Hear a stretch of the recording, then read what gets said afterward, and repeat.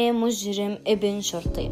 تبدأ القصة مع ضابط شرطة اسمه رضوان، ويعتبر رضوان من أقوى ضباط الشرطة في البلاد. ضابط معروف بقوته وشجاعته لدرجة أن المجرمين كلهم يخافوا منه. رضوان متزوج امرأة اسمها مريم، وعندها بنت عمرها 5 سنين وكان اسمها عليا. كانت مريم زوجة رضوان حامل، وكان رضوان فرحان لدرجة كبيرة. رضوان جاته مهمة، قبض على عصابة خطيرة جدا وتعتبر من أخطر العصابات في البلاد، وكان رئيس العصابة رجل خطير جدا اسمه مصطفى، قاتل مأجور أقوى عضو في العصابة. لكن من سوء حظه إن رضوان شد القضية. في يوم كان مصطفى يجهز لعملية تهريب كبيرة للمخدرات، وكان حريص جدا. رضوان عرف مكان التهريب وجهز كل قوات الشرطة اللي عنده باش يقبض على العصابة. مصطفى قرر يعطي هذه المهمة لولده علي. هذا مصطفى عنده ولد اسمه علي، كان عمره 18 سنة. بعته باش يستلم الشحنة، ومصطفى قال لي علي انت لازم تكون حذر، هذه الشحنة مهمة جدا، ما تغلطش ولا غلطة. قال علي بابا ما تخافش، انا تربايتك. علي وشوية من عصابته يستلم في الشحنة، وكان رضوان مجهز خطة باش يقبض عليهم. وصل علي للمكان، وأول ما استلم اطلع رضوان وكل قوات الشرطة حاصروهم. خاف علي، حاول إنه يهرب، لكن رضوان شد في آخر لحظة وقبض عليه هو والباقي. رضوان قال لي علي شوف توا تتصل ببوك وقول له إنه يسلم نفسه وهو وبقية العصابة، أحسن ما نقول لك أنت وأصحابك، فاهم؟ علي كان مش خايف منه، وكأنه عارف إن أبوه مستحيل يخليه. قال علي دير شن تبي، لكن مش حنتصل. ناض رضوان وهو متعصب وطلب منهم إنهم يضربوه. مصطفى سمع بالخبر وانزعج جدا من الخبر، وجهز خطة باش يهرب علي وبقية العصابة.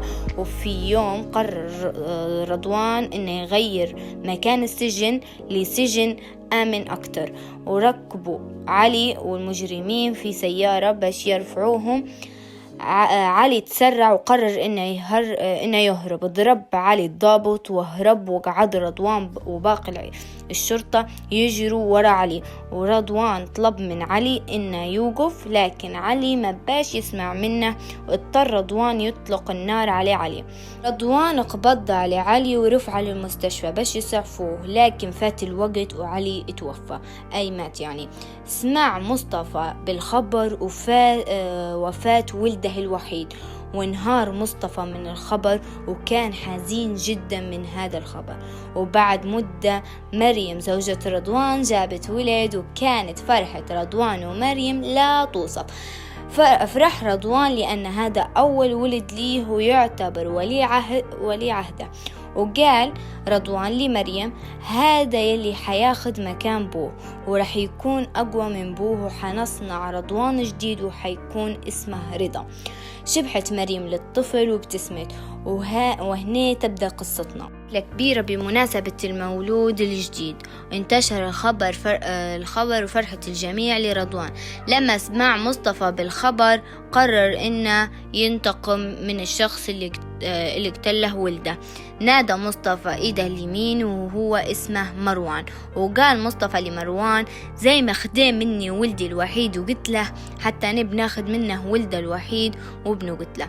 والله لما ندفع الثمن غالي ونخليه يندم على الساعة اللي نولد فيها.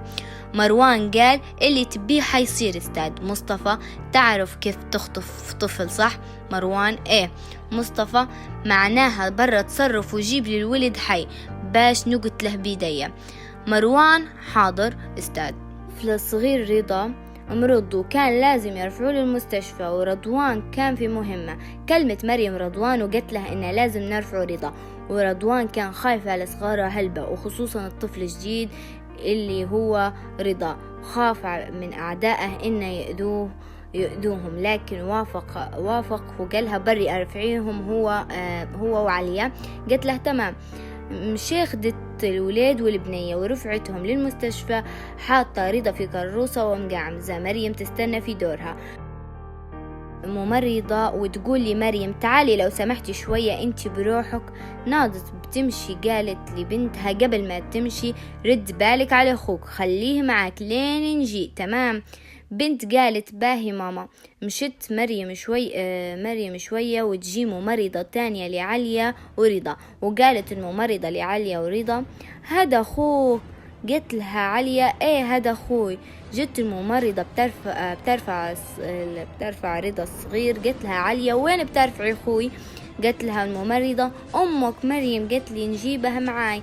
قالت عليا ماما قلت لي شوية وبتجي. قالت الممرضة ما تخافيش أنا بنرفع لأمك لأن أمك طلبت مني نجيبه تمام حبيبتي.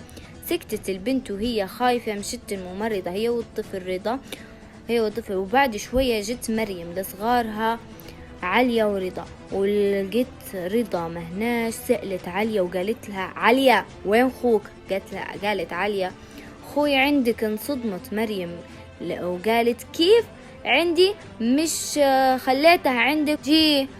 قالت عليا ماما جت ممرضة وقالت انك انتي بعتها باش تجيب لك خوي رضا.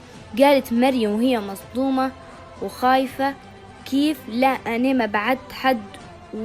وين هذه الممرضة؟ انتي تعرفي شكلها صح؟ قالت عليا ايه ماما.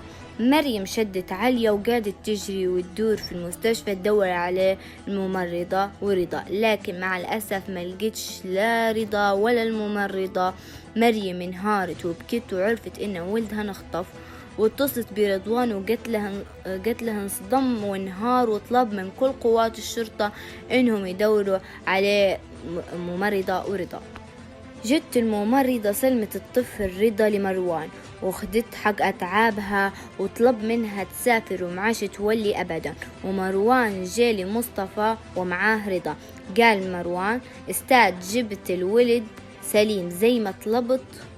مصطفى برافو عليك. والممرضة شن صار فيها؟ مروان ما تخافش استاذ انا اعطيتها حقها وقلت لها معاش نبي نشوفك وهي حاليا في المطار مسافرة. مصطفى ممتاز اعطيني الولد توا. اخديه مصطفى الولد واول ما شد تذكر ولده علي وحس ان الولد هذا حيعوضه على ولده اللي فقده، ومن خلال الولد هذا حيصنع مصطفى تاني واقوى منه. وقعد يشبح للولد ويتأمل فيه لين مروان قاطعه وقال له استاذ انت حتقتل الولد او لا؟ رد عليه مصطفى وهو مبتسم لا. انصدم مروان وقال كيف مش قلت بتقتل وبتنتقم من رضوان؟ مصطفى لا بنخلي الولد هذا هو اللي ينتقم لي من رضوان الكلب، وهذا وعد مني ليك مروان. وتوا خود حوايج الولد وعبيهم دم وبعته لرضوان خليه يعرف ان ولده مات. رضوان قعد يدور غادي وهنا